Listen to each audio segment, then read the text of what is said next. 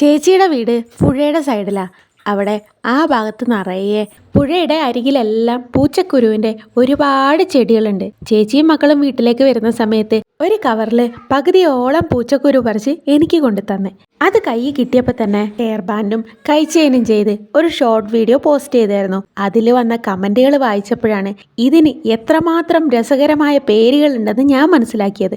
ആദ്യമൊക്കെ കൊന്ത കെട്ടാൻ വേണ്ടി ഈ കുരു എടുക്കുമായിരുന്നു, അതുകൊണ്ട് അതിനെ കൊന്തമണി എന്ന് വിളിക്കും. ഇതൊക്കെ എൻ്റെ അറിവിലേക്ക് പുതിയതായിരുന്നു. പിന്നെ പൂച്ചപ്പളുങ്കെന്നും തസ്ബിക്കായി എന്നും നായ്ക്കൊരണ പശിക്കായി എന്നൊക്കെ രസകരമായ ഒരുപാട് പേരുകൾ കമൻറ്റിൽ വന്നിട്ടുണ്ടായിരുന്നു. ഇനിയിപ്പോൾ പൂച്ചക്കുരുവിനെ കുറിച്ച് പറഞ്ഞ സമയം കളയണ്ട, നമുക്ക് നേരെ കാര്യത്തിലേക്ക് കിടക്കാം.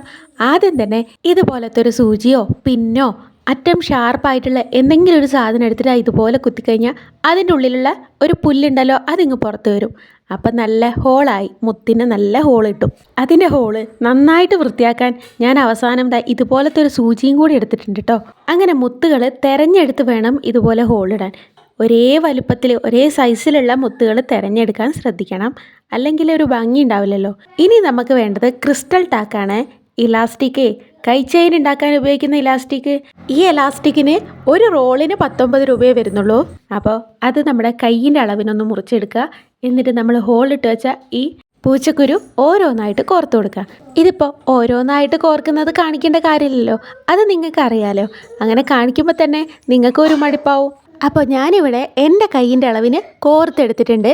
ഇങ്ങനെ കോർത്തെടുത്ത പൂച്ചക്കുരു കാണാൻ തന്നെ നല്ലൊരു ഭംഗിയാണ്, നല്ല ഗ്ലേസിംഗ് ഉണ്ട്. സാധാ മുത്തു പോലെയല്ല, കുറേ കാലം ഒന്നും ആവാണ്ട് നിൽക്കുകയും ചെയ്യും. ഇപ്പം ഞാനിവിടെ നാച്ചുറൽ മുത്തിൻ്റെ കൂടെ ഒരു കളർ ഫ്ലവർ ബീഡും കൂടി ഇട്ട് കൊടുക്കുന്നുണ്ട് കേട്ടോ. ഒരു കളർ കുറച്ചുകൂടെ എടുത്ത് നിന്നോട്ടേ എന്ന് വിചാരിച്ചിട്ട്. എന്നിട്ട് പിന്നെ നമ്മളിവിടെ ഇതുപോലെ കെട്ടിക്കൊടുക്കുക. പിന്നെ ലൈറ്റർ വെച്ചിട്ട് അറ്റമൊന്ന് ഉരുക്കിയും കൂടെ കൊടുത്താൽ ആളവിടെ അടങ്ങി ഒതുങ്ങി നിന്നോളും, എവിടെയും പോവില്ല. ഞാനീ പറഞ്ഞ ഉരുക്കലും കട്ടിങ്ങും ഒന്നും ചെയ്യാതെ തന്നെ ആദ്യം തന്നെ വേഗം എടുത്ത് കയ്യിലങ്ങ് ഇട്ട് നോക്കി. എന്താ സ്ഥിതി എന്നറിയണ്ടേ, ഭംഗിയുണ്ടോയെന്ന് അറിയണ്ടേ. അല്ലേലും ഈ തീർത്തി ലേശം നമുക്കൊക്കെ കൂടുതലായിരിക്കുമല്ലോ. പിന്നെ അതങ്ങ് കഴിച്ച് കട്ട് ചെയ്ത് ഉരുക്കി പിന്നെയും കയ്യിലിട്ട് നോക്കി. ഇപ്പോൾ ഫൈനൽ ലുക്ക് ഇതാ ഇതുപോലെയാണ് ഉള്ളത്. ഇനി നമുക്ക് എന്ത് ചെയ്യണം, ഒരു ഹെയർ ബാൻഡ് ഉണ്ടാക്കണം അല്ലേ. അതിനൊരു വയർ ഹെയർ ബാൻഡ് എടുത്തിട്ടുണ്ട്. ഇതൊരെണ്ണത്തിന് 4 രൂപയാണ് വില വരുന്നത്. ഇനി ചെയ്യുന്നത് പൂച്ചക്കുരു കോർത്ത് കൊടുക്കുകയാണ്. ഞാൻ ആദ്യം വിചാരിച്ചത് മൊത്തം പൂച്ചക്കുരു ഫുള്ളായിട്ടും കോർത്തെടുത്തെടുക്കാമെന്നാണ്. പിന്നെ കരുതി അത്രയും താഴെ വരെയും അത് തന്നെ ചെയ്താൽ ചിലപ്പോൾ ഭംഗി ഉണ്ടാവില്ല. അതുകൊണ്ട് 2 സൈഡിലും കുഞ്ഞു കുഞ്ഞു മുത്തുകൾ ഇട്ട് കൊടുക്കുക, അതാവുമ്പോൾ ഭംഗി ഉണ്ടാവും. അങ്ങനെയാണ് ഇപ്പം ചെയ്തിട്ടുള്ളത്. ഇപ്പോൾ ദാ ഈ ഒരു പകുതിയോളം ഇങ്ങനെ ചെയ്തിട്ട് ഒരു റോസ് കളറുള്ള മുത്തും കൂടി ഇട്ട് കൊടുക്കുന്നുണ്ട്. ആ കൈ ചെയിനിന് പാകാവുന്ന രീതിയിലുള്ള സ്ക്വയർ ഷേപ്പ് മുത്താണ് ഇട്ട് കൊടുക്കുന്നത്. ഇങ്ങനെ 2 സൈഡിലും ഇട്ടതിന് ശേഷം വീണ്ടും ഒരു 6 പൂച്ചക്കുരു വെച്ച് കോർത്തെടുക്കുന്നുണ്ട് 2 സൈഡിലും.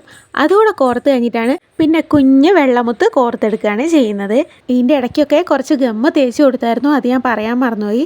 B7000 ഗമ്മ് തന്നെയാണ് ഉപയോഗിക്കുന്നത്. ഇപ്പോൾ ഇത് അവിടെ കുഞ്ഞു മുത്തിട്ട് കൊടുക്കുകയാണ്. കുഞ്ഞു മുത്ത് ഒരു പകുതി ആകുമ്പോൾ വീണ്ടും ഒന്ന് ഗമ്മ് തേച്ച് കൊടുക്കുക. എന്നാൽ പിന്നെ ഇളകി പോരില്ല, അറ്റത്തൊക്കെ തേക്കണം, അല്ലെങ്കിൽ പെട്ടെന്ന് ഊരിപ്പോരും കേട്ടോ. അപ്പോൾ 2 സൈഡിലും ഗമ്മ തേച്ച് ലാസ്റ്റ് കൊടുക്കണം. ഇപ്പോൾ അതിങ്ങനെ കോർത്തെടുത്തിട്ടുണ്ട്. ഇപ്പോൾ ഒരു ഭംഗിയായിട്ട് കിട്ടിയിട്ടുണ്ട് കേട്ടോ. ഞാൻ ഈ വീഡിയോ എടുക്കുന്നത് 1 മാസം മുമ്പാണ്. ഇപ്പോഴും ഈ ഹെയർ ബാൻഡ് ഒരു കേടും ഇല്ലാണ്ട് അതേ കളറിൽ തന്നെ ഉണ്ട്, ഒന്നും പറ്റിയിട്ടില്ല കേട്ടോ. സാധാ മുത്തുകളാകുമ്പോൾ കുറച്ച് കളറൊക്കെ ഫെയ്ഡ് ആവില്ലേ, ഒന്നും ആയിട്ടില്ല, നല്ല ഭംഗിയായിട്ട് ഇപ്പോഴും കയ്യിൽ തന്നെ ഉണ്ട്. മോള് എപ്പോഴും ഉപയോഗിക്കുന്നതാണ്, ഒന്നും പറ്റിയിട്ടില്ല. അപ്പോൾ ഇങ്ങനത്തെ പൂച്ചക്കുരുവൊക്കെ കിട്ടുന്നവരാണെങ്കിൽ ഒന്ന് ചെയ്ത് നോക്കുക, കുഞ്ഞുങ്ങൾക്ക് ഇതുപോലെ ചെയ്ത് കൊടുത്തു നോക്കുക, നല്ലതാണ്, കുറേ കാലം നിന്നോളും. അപ്പം നമ്മളെ ഹെയർ ബാൻഡും ബ്രേസ്ലെറ്റും ഇഷ്ടപ്പെട്ട ഒന്ന് ട്രൈ ചെയ്ത് നോക്കുക.